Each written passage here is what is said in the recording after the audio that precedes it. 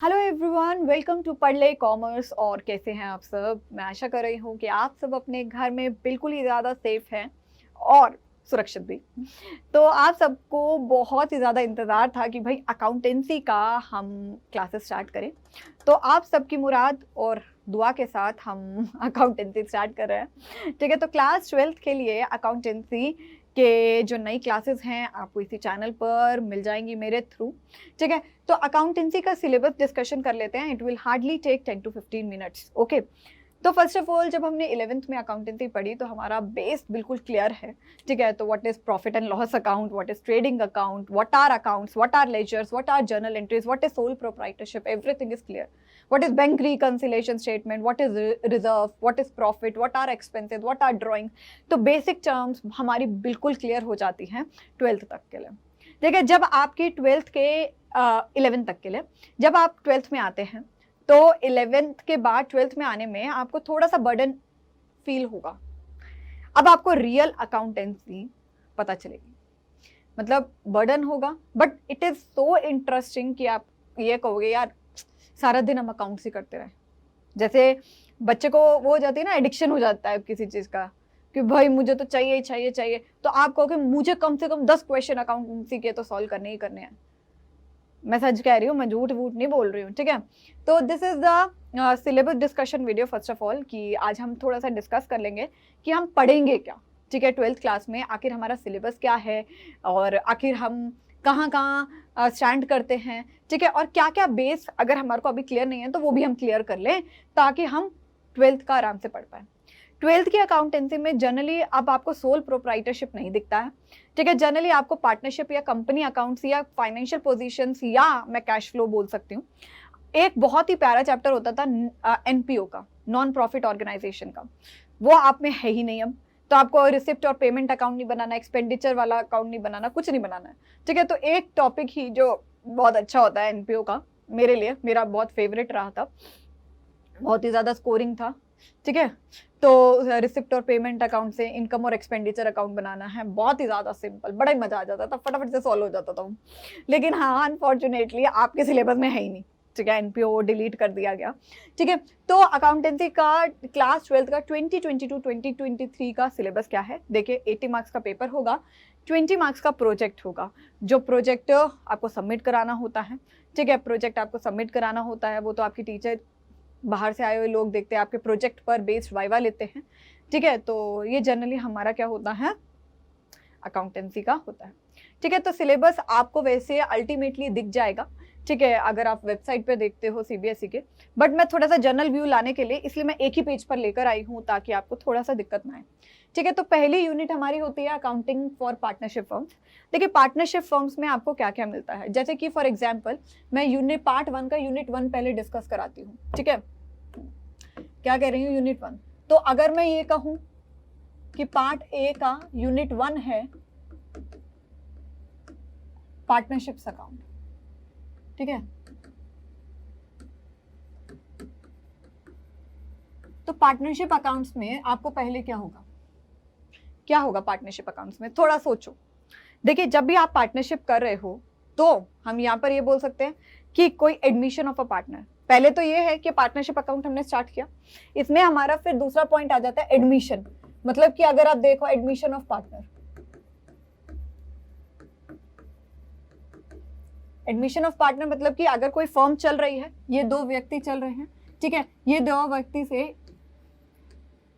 ABC firm वो चला रहे हैं। ठीक है, अब उसके बाद क्या है कि किसी डी की एंट्री होती है, मतलब ए बी सी, ये तीनों पार्टनरशिप में कर रहे हैं क्योंकि मैंने एबीसी लिख दिया। ठीक है, अब एक डी की एंट्री होती है। ठीक है, डी की एंट्री होती है तो वो कुछ ना कुछ कैपिटल भी लेकर आएगा साथ में। हाँ, कैपिटल भी लेके आएगा। अब अगर फॉर एग्जांपल ये 1:2:1 रेशो में क्या करें, प्रॉफिट को शेयर करें, तो अगर कोई एडमिशन हो रहा है तो ये जो रेशो है प्रॉफिट की वो भी 4 में चेंज हो जाएगी, ए बी सी डी में। नहीं समझे? मैं कह रही हूं कि अगर कोई ए बी सी एक एबीसी फॉर्म बनाकर बैठे, ठीक है, डी की एंट्री हो जाती है। ठीक है, डी की एंट्री होती है। अब उन वो 1:2:1 रेशो में प्रॉफिट को शेयर कर रहे हैं। अब जब डी एंट्री करेगा तो वो कुछ ना कुछ कैपिटल भी लेकर आएगा। हाँ, तो अब ABC अब क्या बन जाएगा, ABCD, ठीक है, फर्म बन जाएगी। अब वो कैपिटल लेकर आएगा तो कैपिटल भी इंक्रीज होगी। हाँ, अब कैपिटल के साथ साथ अगर मैं ये कहूं कि जो प्रॉफिट शेयरिंग रेशो है वो भी चेंज हो जाएगा, हाँ या ना। अब कैसे चेंज होगा, this will be like sacrificing ratio या गेनिंग रेशो, अभी समझ नहीं आ रहा। अब जो साथ वाले होंगे ABC, वो अपने पार्ट को सेक्रीफाइस करेंगे, ठीक है, थोड़ा सा प्रॉफिट को सेक्रीफाइस करेंगे और सामने वाले को बांटेंगे। सेक्रीफाइसिंग रेशो निकालनी पड़ेगी, गेनिंग रेशो निकालनी पड़ेगी। अब गेनिंग रेशो कैसे होगा, देखो, गेनिंग फॉर एग्जांपल कोई रिटायरमेंट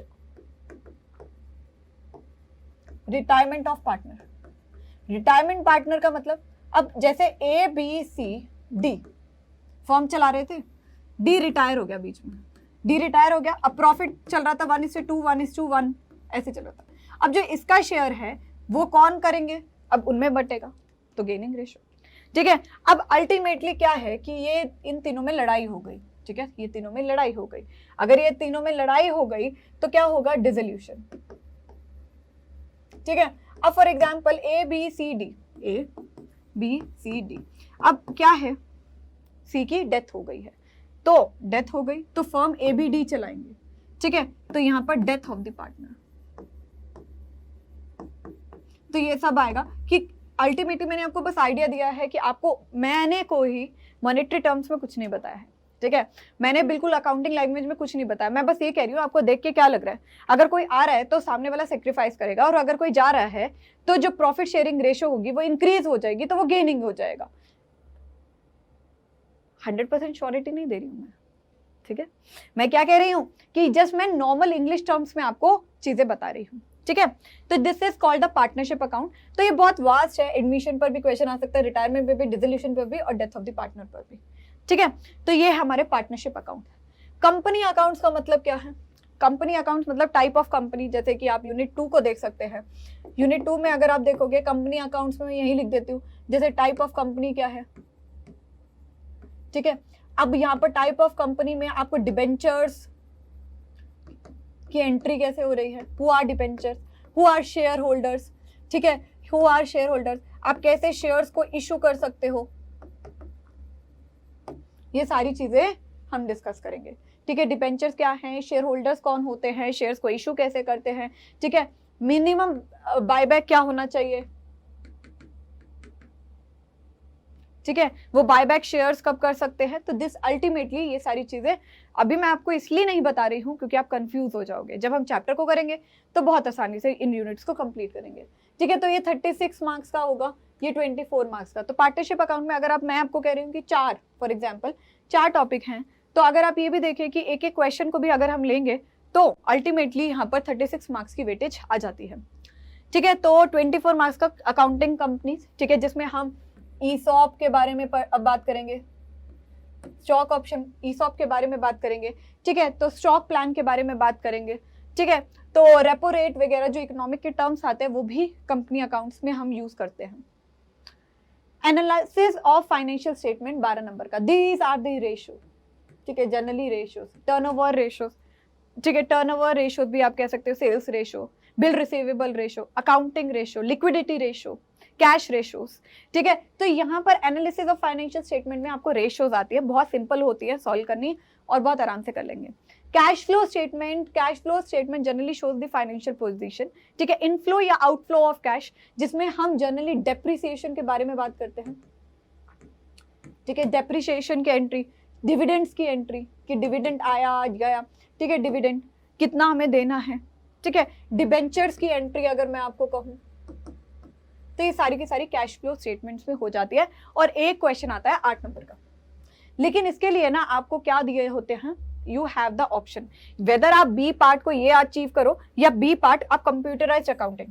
तो ये क्या होता है, देखो, तो यहाँ पर फाइनेंशियल स्टेटमेंट 12 नंबर का ये है, 8 नंबर का ये है। मैंने क्या बोला कि 12 नंबर का हमारा रेशियोज वाला पोर्शन आएगा, 8 नंबर का हमारा कैश फ्लो स्टेटमेंट आएगा। 20 मार्क्स की टोटल वेटेज हो गई, ठीक है।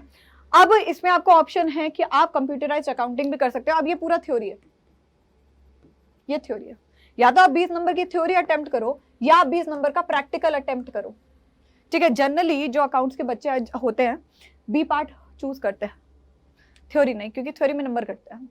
कैश फ्लो स्टेटमेंट बड़ी आसान है, रेशियोज करना उतना ही आसान है, ठीक है। तो यही कह रही हूं मैं कि बी पार्ट में आपके लिए ऑप्शन होता है, सी पार्ट प्रोजेक्ट वर्क होता है, वो आपके स्कूल वाले ज्यादा डिस्कस करेंगे, जिसमें प्रोजेक्ट फाइल होती है, रिटन टेस्ट होता है 12 मार्क्स का, और वाइवा होता है। मतलब क्या होता है, 4 नंबर का कोई स्कूल से बाहर का टीचर आपसे क्वेश्चन पूछता है। ये जो 4 मार्क्स का ये पूछता है, depends upon the project file you make, ठीक है। 4 मार्क्स की जो प्रोजेक्ट फाइल होती है। 12 नंबर का रिटन टेस्ट होता है 1 आवर का, जिसमें जनरली क्वेश्चंस 2 क्वेश्चंस दिए जाते हैं स्कूल के द्वारा, ठीक है। स्कूल में ही पेपर होता है, और यहाँ पर अल्टीमेटली पेपर बहुत इजी बनाते हैं स्कूल वाले, लेकिन हाँ आपको प्रैक्टिस करनी जरूरी है। तो this was all about the syllabus की पहला है हमारा पार्टनरशिप फॉर्म। पार्टनरशिप में मतलब क्या है, कोई एडमिशन हो गया, कोई रिटायरमेंट हो गई, कोई डेथ हो गई, या डिसोल्यूट हो गया फॉर्म। डिसोल्यूट मतलब कि खत्म होगी फॉर्म, ठीक है। तो उसके बाद हमने क्या है, कंपनीज में, कंपनी में ईसॉप का क्या है, बायबैक ऑफ शेयर्स का क्या है, मिनिमम डिविडेंड क्या है, ठीक है, डिबेंचर्स की एंट्री क्या है, टाइप ऑफ कंपनी क्या है, ये सारी चीजें हमें, ईसॉप क्या है, इसके बारे में हम डिस्कस करते हैं, ठीक है। तो उसके बाद हमारा क्या है कि पार्ट बी में फाइनेंशियल स्टेटमेंट, जिसमें आपको रेशियोज होती है, liquidity ratio, turnover ratio, operating ratios, ठीक है। तो ये सारी अकाउंटिंग रेशो, ये सारी की सारी रेशोज होती है जो फाइनेंशियल पोजीशन में हमारी को फिगर्स लाने के लिए हेल्प करती है। तो ये सारी की सारी हम चीजें करेंगे, ठीक है। उसके बाद आपको बी पार्ट के लिए ऑप्शन है, आप 20 मार्क्स की थ्योरी भी चूज कर सकते हो, कंप्यूटराइज्ड अकाउंटिंग प्योर थ्योरी होता है। अगर आपको थ्योरी में बहुत ज्यादा इंटरेस्ट है तो आपको करना ही है, बट अल्टीमेटली मैं आपको कहूं कि अगर आप 12th के बाद पास आउट होते हो तो ये चीजें जो होती हैं, analysis of financial statement generally आपकी कॉस्ट अकाउंटिंग में ज्यादा मानी, फाइनेंशियल मैनेजमेंट में आती है, सॉरी, ठीक है। तो मैंने क्या बोला, एनालिसिस ऑफ फाइनेंशियल स्टेटमेंट आपकी, अगर आप आगे जाते हो तो फाइनेंशियल मैनेजमेंट एक सब्जेक्ट आता है, प्योर रेशो से भरा होता है, ऑपरेटिंग रेशो क्या है, तो ये सारी की सारी चीजें आपको उसमें मिलेंगी। कैश फ्लो स्टेटमेंट पे अगर आप आगे जाते हैं तो कैश फ्लो स्टेटमेंट में 12th के बाद भी आपको कम से कम अगर आप सीएमए करते हो, सीएफए करते हो या सीए करते हो, कैश फ्लो का पक्का क्वेश्चन आता है, और ये फाइनेंशियल मैनेजमेंट में आता है या अकाउंट्स में आता है, ठीक है। तो मैं आपको कह रही हूँ आपको करना तो पड़ेगा ही, ठीक है। तो कंप्यूटराइज्ड अकाउंटिंग गुड है, आप थोड़ा पढ़ने पे ध्यान दीजिएगा, लेकिन हाँ आप अपने लिए ये मानकर चलिए there is no choice given, हमारे को पार्ट बी ऊपर वाला करना ही करना है, आज नहीं तो कल करेंगे। इससे बेटर है 12th में बेस से समझ लेंगे तो कोई दिक्कत नहीं होगी, ठीक है। अकाउंट अगर मैं ये कहूँ कि कॉस्ट अकाउंटिंग में भी बहुत चीजें आती हैं, ठीक है। तो ये सारी की सारी चीजें आपको करनी ही करनी है, ठीक है। तो this was all about the syllabus discussion. तो होप आपको सिलेबस डिस्कशन समझ में आया हो, ठीक है। तो ये अभी बस मैंने जरा सा हिंट दिया है कि हम करेंगे कैसे।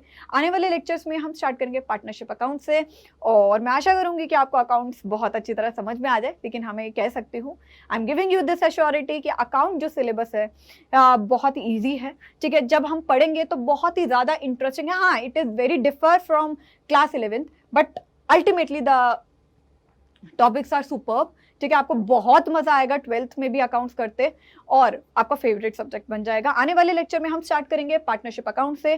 तब तक के लिए पढ़ ले कॉमर्स पे बने रहिए। Thank you so much everyone, ध्यान रखिएगा अपना।